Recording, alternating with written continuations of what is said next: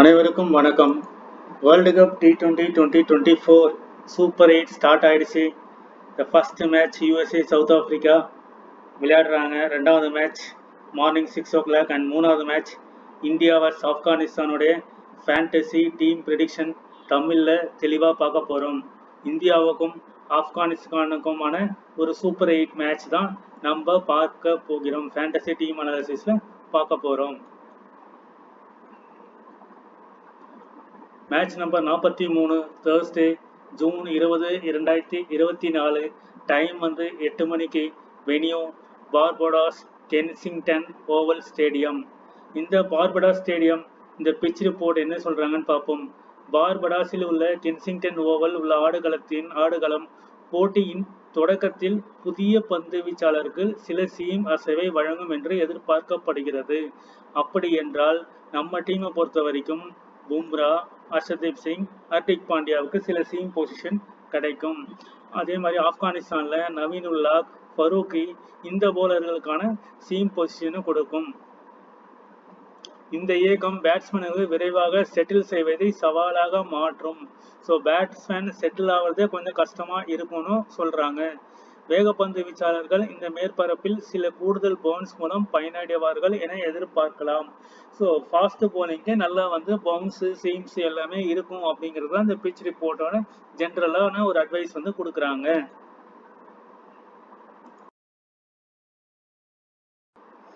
இந்த Kensington oval இந்த மைதானம் மொத்தமா 29 ஆட்டங்கள் நடந்திருக்கு. இதுல பேட்டிங் ஃபர்ஸ்ட் பண்ணவங்க 18 முறையும் பேட்டிங் செகண்ட் பண்ணவங்க 9 முறையும் வின் பண்ணியிருக்காங்க.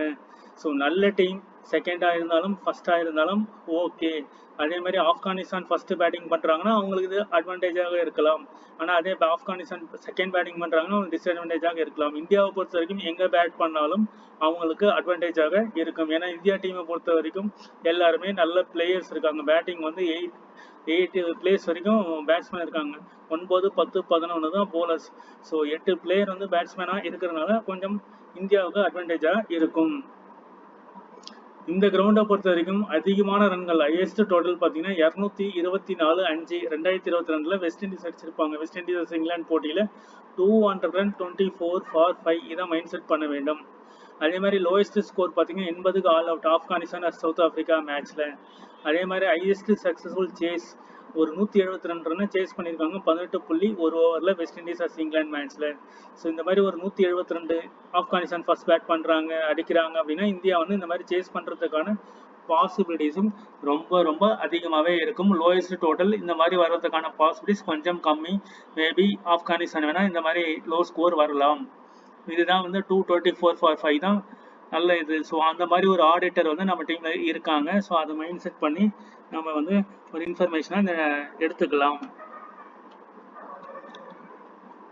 முதல் இன்னிங்ஸ் அண்ட் ரெண்டாவது இன்னிங்ஸ் ஆவரேஜ் வைஸ் பார்ப்போம். முதல் இன்னிங்ஸ் ஆவரேஜ் ஸ்கோர் பார்த்தீங்கன்னா 159. ரெண்டாவது இன்னிங்ஸ்ல ரொம்ப கொஞ்சம் கஷ்டமாவே இருக்கு அப்படிங்கிறது இது மூலியமா புரிஞ்சுக்கலாம். 134 இரண்டாவது இன்னிங்ஸ்ல. அண்ட் முதல் இன்னிங்ஸோடைய 4 வந்து 5, ரெண்டாவது இன்னிங்ஸோடைய 4 வந்து 4, முதல் இன்னிங்ஸோடைய 6 வந்து 2, ரெண்டாவது இன்னிங்ஸும் 2. அண்ட் ஆவரேஜான விக்கெட் லாஸ் முதல் இன்னிங்ஸ்ல 6, ரெண்டாவது இன்னிங்ஸ் 5.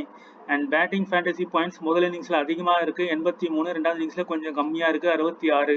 போலிங் ஃபேண்டசி பாயிண்ட்ஸ் முதல் இன்னிங்ஸ்ல 76, ரெண்டாவது இன்னிங்ஸ் 61. ஃபாஸ்ட் வந்து 43 முதல் இன்னிங்ஸ்ல, ரெண்டாவது இன்னிங்ஸ்ல 34. ஸ்பின்னு வந்து 20 முதல் இன்னிங்ஸ், 26 ரெண்டாவது இன்னிங்ஸில். T20 ஸ்கோரிங் பேட்டர்ன் பாருங்க. பிலோ 150 9 முறை நடந்திருக்கு. 9 முறை நடந்திருக்கு. பிட்வீன் 160 to 116 ஒரு 150லேருந்து 169க்குள்ள ஒரு 8 இன்னிங்ஸ் வந்து நடந்திருக்கு. 170லேருந்து 189 ஒரு 6 இன்னிங்ஸும் அண்ட் 190க்கு மேல் ஒரு 4 இன்னிங்ஸும் நடந்திருக்கு. இதுதான் T20 ஸ்கோரிங் பேட்டர்னாக இருக்கு. இந்தியாவை பொறுத்த வரைக்கும் 172, 189 அண்ட் 190 இந்த பேட்டர்ன் வர்றதுக்கான பாசிபிலிட்டிஸ் அதிகம். மொத்தம் 8 மேட்ச், அதில் 7 match India, 1 match no result. So India Afghanistan 8 வெட்ல இதுதான் ஸ்டேட்டஸ். ஸ்கோர் கார்டு பார்ப்போம். இப்பொழுது ஸ்கோர் கார்டு இந்த கிரவுண்டில் 2024 வேர்ல்டு கப்பில் நடந்த ஸ்கோர் எந்தெந்த டீம் எந்த மாதிரிலாம் பெர்ஃபார்ம் பண்ணியிருக்காங்க, இந்த கிரவுண்டு எந்த மாதிரிலாம் பிஹேவ் பண்ணியிருக்கு அப்படிங்கிறத நம்ம டீட்டெயிலாக ஸ்கோர் கார்டில் நம்ம ஒரு தெளிவாக ஒரு டீம் மேக் பண்ணுறோம் அப்படின்னா இந்த ஸ்கோர் கார்டு வந்து நமக்கு அவசியமாக இருக்கும். ஜூன் 3 2024 ஓமன் 109 ரன்களுக்கு ஆல் அவுட். நமீபியா 109 ரன்களுக்கு 6 விக்கெட். ஆக மொத்தம் 2 பேருமே 109 ரன்கள். 10 + 6 16 விக்கெட் விழுந்திருக்கு. சூப்பர் ஓவர் மேட்ச் டை ஆகி சூப்பர் ஓவர்ல நமீபியா வின் பண்ணியிருக்காங்க. இதெல்லாம் ஒரு இன்ஃபர்மேஷனா, சின்ன டீம்ல நம்ம இன்ஃபர்மேஷனா எடுத்துக்கலாம். ஜூன் 4ஆம் தேதி 2024 ஸ்காட்லாந்து 90 ரன்கள் விக்கெட்டே போல 10 ஓவர்ல. அப்படின்னா 180 ரன்கள் வருது அப்படின்றது. ஸ்காட்லாண்டே ஒரு 90 ரன்ஸ் வித்தவுட் லாஸ் 10 ஓவர்ஸ் அடிக்கிறாங்கன்னா அப்போ இந்தியாவில் அடிக்க முடியுமா முடியாதான்றதை யோசிச்சு பாருங்க. ரெயினால மேட்ச் ஸ்டாப் பண்ணிட்டாங்க. மூணாவது மேட்ச் பார்த்தீங்கன்னா ஜூன் 8ஆம் தேதி ஆஸ்திரேலியா 201 ரன்கள் 7 விக்கெட் இழப்பு இருக்கு. இங்கிலாந்து 165 ரன் தான் அடிச்சிருக்காங்க, 6 விக்கெட் இழப்பு இருக்கு. ஸோ 20 ஓவர் ஆடி இருக்காங்க. ஆஸ்திரேலியா வான் பை 6 சிக்ஸஸ் அப்படின்னா 36 ரன்ல வின் பண்ணியிருக்காங்க. ஸோ 201 ரன் அடிச்சிருக்காங்க, 7 விக்கெட். 7 + 6 13 விக்கெட் வந்து இங்க விழுந்திருக்கு. இதையும் பார்க்க வேண்டும். ஜூன் 6ஆம் தேதி அதே ஆஸ்திரேலியா அதே கிரவுண்ட்ல 164 தான் அடிச்சிருக்காங்க. ஓமனுக்கு எதிராக 5 விக்கெட் விட்டுருக்காங்க. ஓமன் வந்து 125 ரன் 9 விக்கெட். ஸோ சேசிங்ல எல்லாருமே வந்து தடுமாறுறாங்கன்றது தெரியுது. 125 ரன் 165 ரன் அப்படிங்கிறது தெரியுது. இங்க மேட்ச் டை. ஸோ இப்போ 4 ஸ்கோர் கார்டு, ஒரு மேட்ச் ரெயின் ஸ்டாப். 3 ஸ்கோர் கார்டை பொறுத்த வரைக்கும் சேசிங் வந்து ஃபர்ஸ்ட் பேட்டிங் பண்ணதை விட ஓவர்டேக் பண்ணலை அப்படிங்கிறத நம்ம புரிஞ்சுக்கலாம். இங்கே வந்து 9 + 5 14 விக்கெட் விழுந்திருக்கு. இங்கே வந்து 13 விக்கெட் விழுந்திருக்கு. இங்கே 16 விக்கெட் இருந்திருக்கு. 13 14 16. ஜூன் 7ஆம் தேதி Namibia 155 run 9 wicket. And Scotland நல்ல டீம், நமீபியாவோட நல்ல டீம், அதனால அதை சேஸ் பண்ணியிருக்காங்க. 157 for 5 18.3 over. Scotland won by 5 wickets. So இங்கே 9 + 5 14 விக்கெட் விழுந்திருக்கு. ஸோ ஆவரேஜாக கணக்கு பண்ணிங்கன்னா 14 விக்கெட்டுகள் விழுது. இதை தான் வந்து நம்ம மைண்ட் செட் பண்ண வேண்டும். ஸோ இந்தியா ஃபர்ஸ்ட் ஆனாலும் செகண்ட் ஆனாலும் வின் பண்ணுறதுக்கான பாசிபிலிட்டிஸ் 90% சான்சஸ் இருக்கு. இந்தியாவுடைய possible playing 11 Rohit Sharma, Virat Kohli, Jaiswal maybe வரலாம். சூரியகுமார் யாதவ், ரிஷப் பண்ட், ஹர்திக் பாண்டியா, சிவம் துபே, ரவீந்திர ஜடேஜா, அக்ஷர் பட்டேல், சிராஜ், பும்ரா அண்ட் ஹர்ஷதீப் சிங். ஆப்கானிஸ்தானை பொறுத்த வரைக்கும் ரஹமதுல்லா குர்பாஸ், இப்ராஹிம் சத்ரான், ஜி நயப், ஓம் ரசாய், நபி, என் சர்ரான், கே ஜானட், ரஷீத் கான், நூர் அகமது, நவீன் உல்லா அண்ட் ஃபரூக்கி.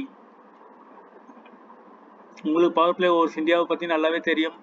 அண்ட் ஆப்கானிஸ்தானை பற்றியும் நல்லா தெரியும். ஃபாஸ்ட் பவுலிங் பார்த்தீங்கன்னா ஃபரூக்கி, நவீன் உல்லாக், அதுக்கப்புறம் Azmatullah, Omarzai and Karim Janat, Noor Ahmad, Rashid Khan and Nabi வந்து ஸ்பின் அட்டாக்.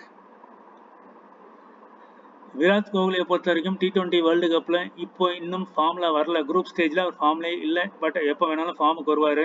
ஸோ 28 இன்னிங்ஸ் 1146 ரன்கள், 67 ஆவரேஜ் வச்சிருக்காரு, 130 ஸ்ட்ரைக் ரேட் வச்சிருக்காரு, 14 வந்து 50s அடிச்சிருக்காரு வேர்ல்டு கப்பில். பும்ரா வந்து இந்த 2024ல் 3 match 5 wicket. And Rahmanullah Gurbaz 4 match 167 ரன்கள், 41 ஆவரேஜ் வச்சிருக்காரு, 2 50 அடிச்சிருக்காரு. Rashid Khan 4 innings 6 wicket, 16 strike rate, 6.2 economy, average 16.5.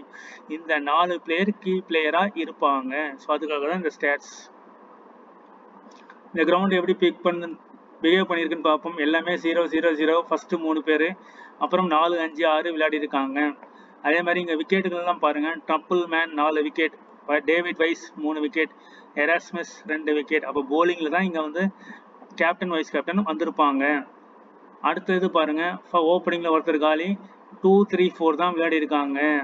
அதே மாதிரி இங்க பாத்தீங்கன்னா மெஹரான் கான் 3 விக்கெட், அதுக்கப்புறம் அயான் கான், பிலால் கான் ஆளுக்கு ஒரு விக்கெட், அக்யூப் லியாஸ் 1 விக்கெட் எடுத்திருக்காங்க. ஸோ இங்கேயும் அப்போ போலர் டாமினேஷன் தான் இந்த கிரவுண்டில் நடந்திருக்கு. ஸோ பேட்டிங்னு பார்த்தீங்கன்னா இங்கே ஒரு 2 பிளேயர் 46 ரன் 24 ரன்கள், இங்கே பார்த்தீங்கன்னா 34 ரன்கள் 22 ரன்கள், 4 பிளேயர் போலர், பேட்ஸ்மேன், மீதி 7 பிளேயர் போலர் தான் வந்திருக்காங்க. இந்த ஃபர்ஸ்ட் ஸ்கோர் கார்டு நமக்கு சொல்ல வர்ற விஷயம்.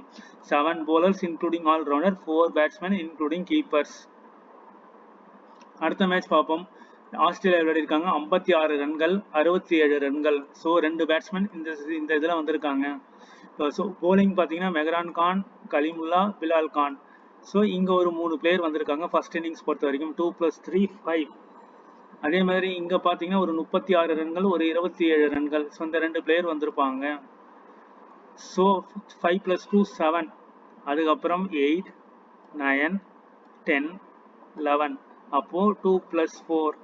அப்போ இங்க இருந்தும் நமக்கு என்ன தெரியுதுன்னா 3 போலர்ஸ் இங்க வராங்க, இங்கே ஒரு 4 bowlers வராங்க. அப்போ ஆக மொத்தம் அதே pattern 7 bowlers including allrounder, 4 batsman including keeper. அதுதான் நம்ம இங்கேயும் பார்த்துருப்போம். 7/4 அதே 7/4 தான் வருது. So 7 bowlers 4 batsmen.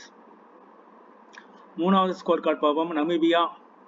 நமீபியாவை பொறுத்த வரைக்கும் 62 62 ரன்கள், 52 26. ஸோ 2 பேட்ஸ்மேன் தான் இங்கே ட்ரீம் டீமில் வருவாங்க.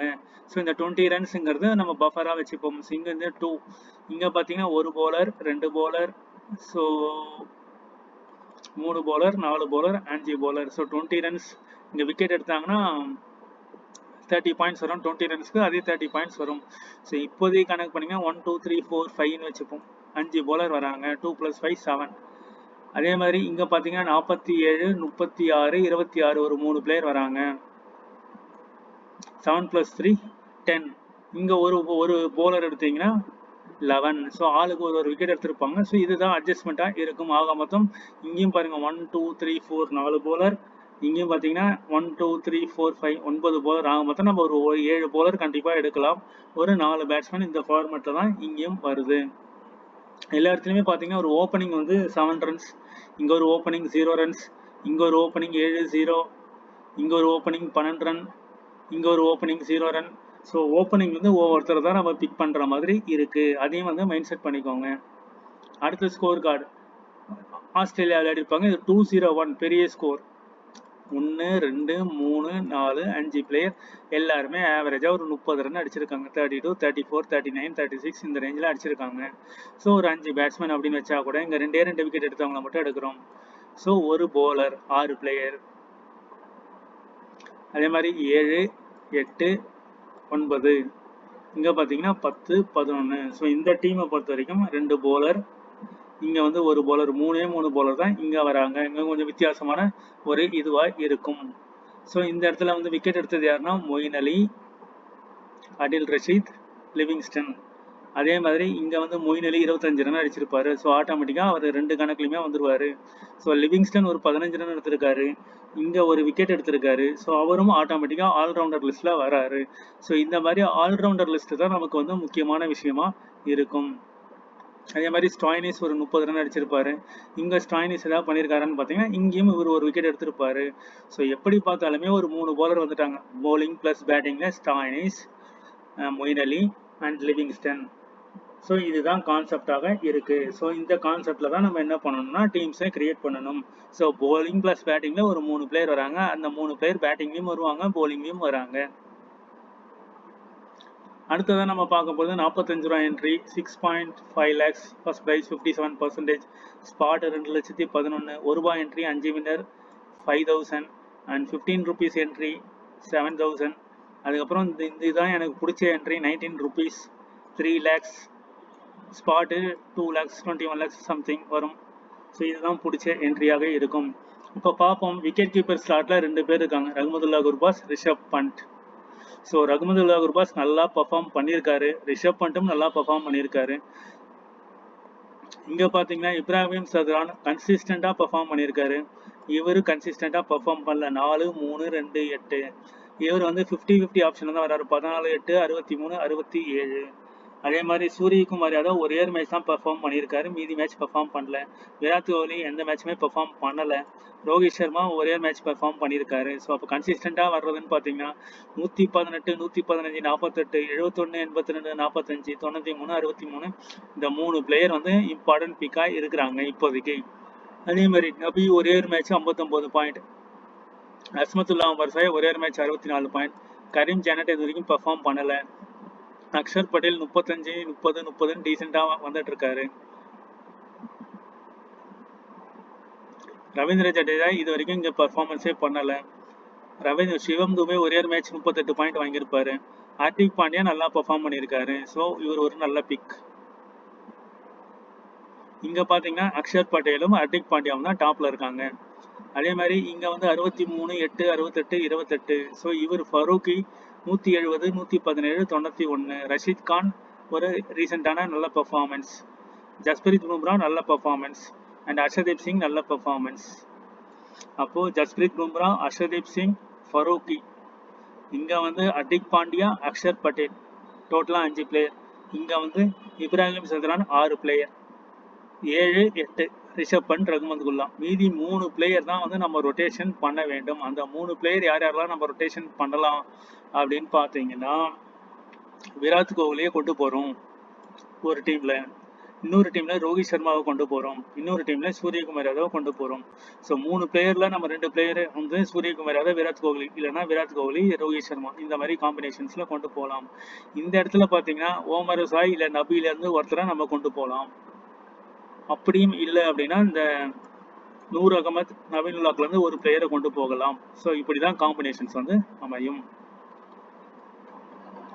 டெமோ டீமை பொறுத்த வரைக்கும் Rahmanullah Gurbaz, Rishabh Pant, Virat Kohli, Ibrahim Zadran, Suryakumar Yadav, Axar Patel, Rashid Khan, Hardik Pandya, Farooqi, A Singh and Jasprit Bumrah. Bumrah captain, Hardik Pandya vice கேப்டனா நான் வந்து மை 11 சர்க்கிளில் இந்த டீம் வந்து ஜாயின் பண்ணியிருக்கேன். இது வந்து டெமோ ஜிஎல் டீம். ஸோ இந்த காம்பினேஷன்ஸில் நீங்கள் 2 or 3 பிளேயர்ஸை சேஞ்ச் பண்ணி மாற்றி நீங்கள் டீம்ஸ் வந்து கிரியேட் பண்ணலாம். ஒரு 3 பிளேயர்ஸ் மாற்றி சேஞ்ச் பண்ணுங்க. ஸோ எல் பேட்டர்னில் சேஞ்ச் பண்ணலாம். எல் பேட்டர்ன்றது இந்த 3 பிளேயர், இல்லைனா இந்த 3 பிளேயர், அப்படி இல்லைனா இந்த 3 பிளேயர், இல்லைனா இந்த 3 பிளேயர். ஸோ அந்த காம்பினேஷன்ஸில் நீங்கள் மாற்றி ட்ரை பண்ணலாம். தேங்க்யூ ஃபார் வாட்சிங். 7 bowler வர மாதிரி எடுங்க. நிறைய டீம்ஸில் ஒரு 2 டீம்ஸில் 7 bowler, 4 பேட்ஸ்மேன், இதில் ஆல்ரவுண்டர் எல்லாமே சேர்ந்த மாதிரி. இன்னொரு டீமில் ஆஸ்திரேலியா மேட்ச் பார்த்துருப்பீங்க, அதுலேயுமே அந்த 7 bowlers இருப்பாங்க, 6 bowlers இருப்பாங்க, 6 bowlers அண்ட் 5 பேட்ஸ்மேன்ஸ். இந்த காம்பினேஷன்ஸ்லையும் டீமை கொண்டு போகலாம். ஸோ தேங்க்யூ ஃபார் வாட்சிங். நல்ல டீம்ஸ் கிரியேட் பண்ணுங்கள். தேங்க்யூ.